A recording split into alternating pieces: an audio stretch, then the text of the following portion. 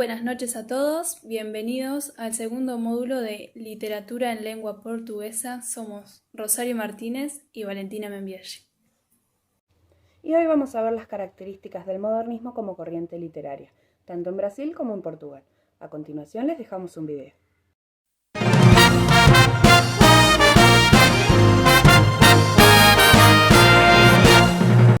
El modernismo es el primer movimiento literario hispanoamericano que logró traspasar las fronteras de nuestro continente, formar escuela y obtener la aprobación general, ayudando a consolidar una literatura propia, de calidad, que motivó la reflexión sobre la realidad hispanoamericana y cambió nuestra posición literaria frente al resto del mundo. El término modernismo se usó por primera vez en Chile en 1888, cuando Rubén Darío escribió un artículo sobre la expresión del escritor mexicano Ricardo Contreras. El término, a partir de allí, fue utilizado para designar una verdadera revolución literaria, siendo sinónimo de expresión individual, de libertad y de anarquía en el arte. En Brasil, el modernismo surgió en 1922 durante la Semana del Arte Moderno. En Portugal, surgió en 1915 y fue mayormente divulgado en revistas literarias.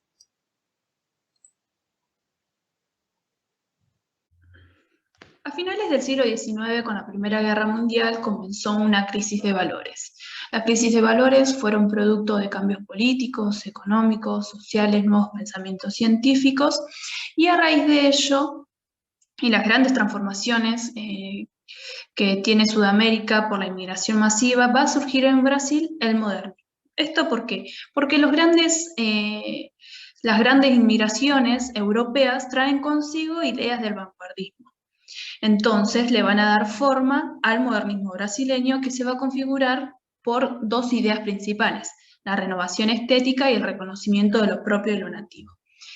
En América va a surgir un proceso de emancipación, descubriendo la naturaleza exótica y un nuevo ambiente, y lo va a hacer mediante la renovación del lenguaje.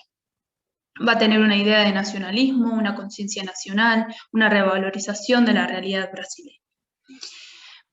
Se considera que el modernismo brasileño nace oficialmente con la celebración de la Semana del Arte Moderno en Sao Paulo en febrero de 1922. Esta celebración tiene una doble función. Es la descripción de jóvenes que hacen literatura, escultura, música, arquitectura, y también va a poner de manifiesto la existencia de un nuevo espíritu en las artes brasileñas. Además, esta celebración va a imponer tres principios: el derecho a la investigación estética, la actualización de la inteligencia artística y la estabilización de una conciencia nacional. Dentro del modernismo brasileño, los grandes representantes van a ser José Américo de Almeida, José Lins Dorrego, Graciliano Ramos, Jorge Amado y Raúl Bob. Dentro de este modernismo va a surgir la generación del 45. La generación del 45 va a provocar una estabilidad en la evolución poética brasileña, motivó una revisión del verso libre, propiciando el incremento de la pesquisa formal y despertó interés por la constructividad de la poesía. El modernismo brasileño destruyó las barreras de un lenguaje oficial, añadiendo la fuerza libertadora del folclore y de la poesía popular. Bien, como habíamos dicho, Raúl Bob es uno de los grandes representantes del modernismo brasileño, pero también con su obra, Cobra-Narato, dio inicio al poema fundacional del modernismo. Cobra-Narato fue publicada en 1931, es el primer libro de poesía de este autor. Comenzó a escribirla pensándolo para niños, pero luego, por la carga de cosmos que la narración tiene, se dio cuenta que un niño no podría comprenderla. El argumento de la obra es el deseo de encontrar a la reina Lucía. El protagonista pretende pedir matrimonio a su hija. Bob es el protagonista. Para ello, Bob va a estrangular a una serpiente y va a meterse dentro de ella. Va a recorrer así las partes geográficas que antes jamás se habían mencionado. Transcurriendo la narración, el autor va metiendo al lector dentro de la obra. De esta forma, Raúl Bob va descubriendo el paisaje de las selvas de Amazonas. Junto a ello le agrega el drama épico y mitológico propio y regional. Esta poesía es muy importante de dar al contexto fundacional del modernismo porque nos habla de lo autóctono, va a ser propia del modernismo brasileño, va a abandonar ese pensamiento europeo que antes estaba de manifiesto y va a poner al frente de la escena el carácter nacional con relatos contados por indígenas en la incorporación de los versos libres.